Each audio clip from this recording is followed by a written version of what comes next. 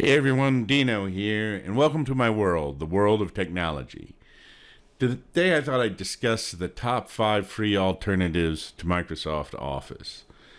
Now there might be a few reasons why you need a free alternative to Microsoft Office. You might not have a full version on your machine at home, and you might need to occasionally view things from work, or you may even occasionally need to work on things from work, or you just may not have access to a copy of the full paid version of Microsoft Office, and you might want one, two, or three of the main applications that are in Microsoft Office to do various work. Like if you're writing the great American novel, you don't need to go out and buy a full version of Microsoft Office or even a full version of Microsoft Word. You can use any word processor really to do that. So we'll go through some of the alternatives you have, and some of these alternatives may work great for you, or some of them may not, depending on your uses. Also, you have to remember, depending on what you're doing with Word or Excel or PowerPoint, if you're doing some really advanced stuff, you may have some problems switching back and forth if you need to switch back and forth between Microsoft Office and another application working on things. So it's more difficult to switch back and forth between the applications than it is just to replace it with something. If you're just going to replace or you don't need to use Microsoft Office at all, you just need equivalent applications, then any of these applications I'm going to show you should work great. All right, so let's start off here with the first one, which is actually the free version of Office.com. As long as you have an email address, even if it's an old Hotmail.com address or an Outlook.com address, any email address account from Microsoft, you can log into Office.com and use their online versions of all the Office applications for free. So you can use Word, Excel, PowerPoint. And so if you need to actually read something from work that you had, or even do some edits on it, this is going to be the most compatible, obviously, because Microsoft makes sure it's absolutely compatible, and Microsoft writes Microsoft Office, so they should know their document formats the best. So that's the first one that you can use, or the first alternative. The nice thing about this is it's a web browser based, so if you're using a Mac at home or you're using Linux or an alternative operating system, this should work fine. So it doesn't just work on Windows. The next alternative is Google Docs. In Google Docs, this is what it looks like right here. It looks very similar to, if we switch back over here to Office, looks very similar. And so it's pretty easy to use, particularly if you're just doing basic documents and you're not doing anything really fancy. It will actually even put comments. You can add comments in here by clicking on here, and you can add a comment just like you would on a Word document. And it can read Word documents. It can also read PowerPoint files, and it can read Excel files as well into this. So it has a word processor and a spreadsheet and a presentation application that you can use. So you could use this entirely. In fact, if you have a Chromebook, Chromebook uses Google Docs, and originally the original versions of Chromebook, that's really how they totally worked. Now the newer versions of Chromebook will actually play Android applications, so you have a lot more alternatives with the Chromebook now, but this is basically what Chromebook was based on, so this is very compatible. So it's a very good alternative. So the next alternative we're going to talk about is LibreOffice. And this is LibreOffice Writer right here. You can see it looks similar to the other word processors. LibreOffice has a word processor and a spreadsheet and a presentation piece of software. You should be able to open all the things all the Office equivalents up in LibreOffice. It works very well with Word documents. In fact, it works the best of the many of the alternatives because it can actually not only read and edit a document from Microsoft Office, but it can save it back into the latest Office version. Some of the alternatives, you can read and edit a document, but you have to save it in an older Office version, which can be a problem depending on what you're doing with the documents and what features you're using. This is the best alternative, particularly if you have to go back and forth between Word and this LibreOffice Writer. So it's a very nice alternative. Now, when you're going into the other applications, this actually has a database in it, but I don't think it's actually compatible with Access in Microsoft Office. We're not really talking about databases in Microsoft Access in this video because that's quite a bit different. If you're using an application that you're sharing in Microsoft Access, or if you have to go back between Microsoft Access and another application, it's best to be really using Microsoft Access because that's a complex program and you will have problems with that. And you probably won't even be able to open it up in other database applications. So that's not one that really counts in this. So we won't discuss that. So that's something to bear in mind. If you're using Microsoft Access, you should actually use the paid version. There's not even a free version of Microsoft Access on the free Microsoft Office site. So we're going to leave that application out of this.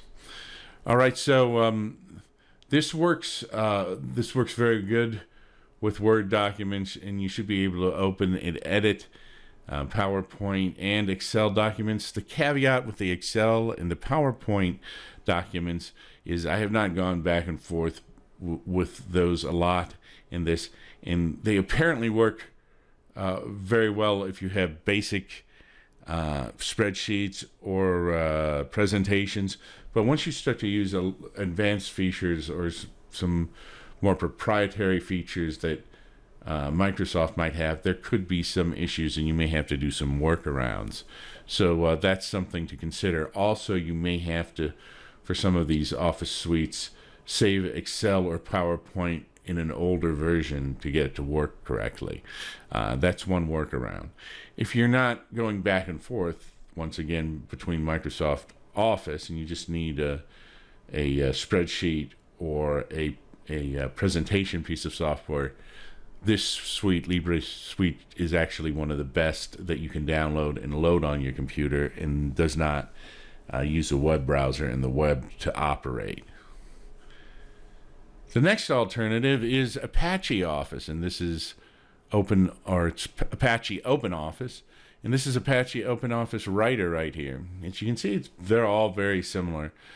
This is a really good alternative. It's not as good as LibreOffice, and the one problem that this has, as opposed to LibreOffice, is you cannot save a Word document to the latest version of Microsoft Word. You can open it and you can edit it and you can save it as an older version of a Microsoft doc, or you can save it as what's called an ODT file.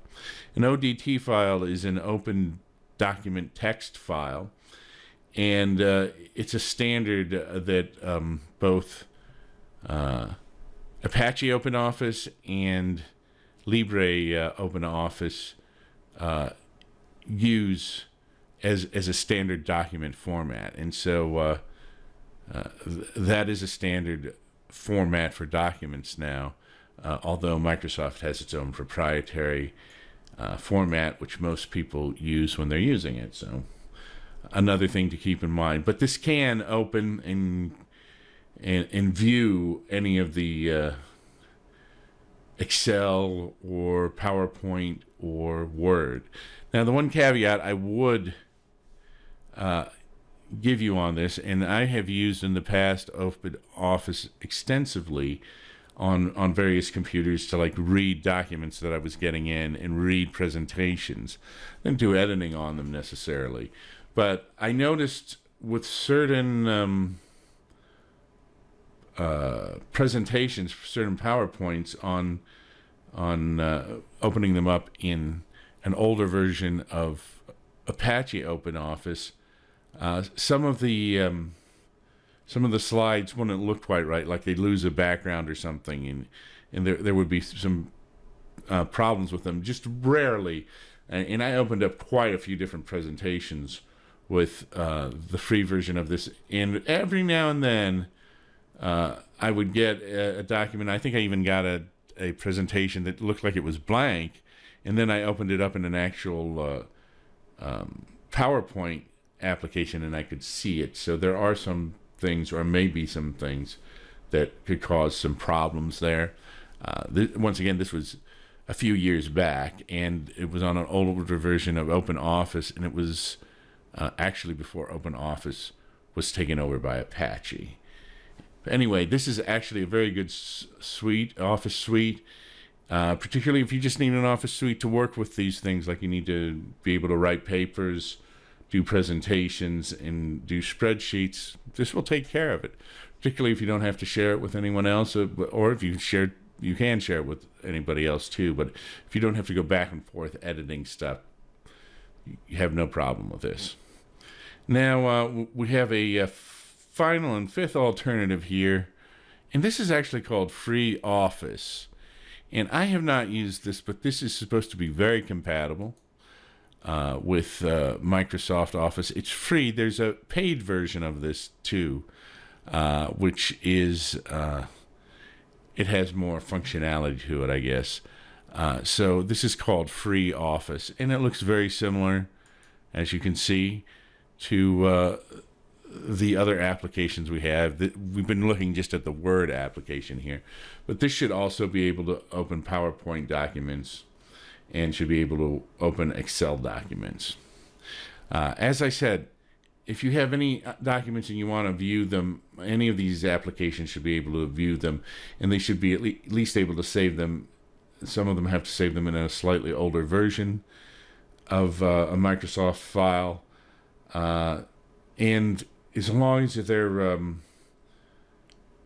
basic documents, definitely work really well. My caveat always is if you're doing something really advanced, which most people aren't, like this is like for the 1% of people who might be doing something really unusual in PowerPoint or something, you may have certain little quirks and bugs viewing some of those things. But for the most part, these applications should handle anything you need. If you need a free version, particularly if you just want to put it on a computer, just so you have something you can use, like if you just have a spare laptop that you take on vacations, for example, and you may get some attachments from work that you might have to read while you're on vacation. You would have no problem using these. Now, the other thing to remember is if you do pay for Microsoft Office online, you can download the apps and load them on your computer, but depending on what plan you buy, you have a few licenses generally that you can use. So if you have a desktop and a laptop, you may be able to go, you might have enough licenses to load the actual full version of Microsoft on your laptop. So there might be no reason for you to use one of these. If you have an old computer that you want to give to someone to use, and you don't have a license for Microsoft Office, you can load one of these on here for them to use. Anyone who needed a computer and needed to do these basic functions and didn't need to edit them back and forth on different machines would have no problem using any of these. So those are the alternatives, the free alternatives for Microsoft Office. I'm Dino, And this has been Dino's Tech World. And whatever you do, enjoy the day, and I will see you soon.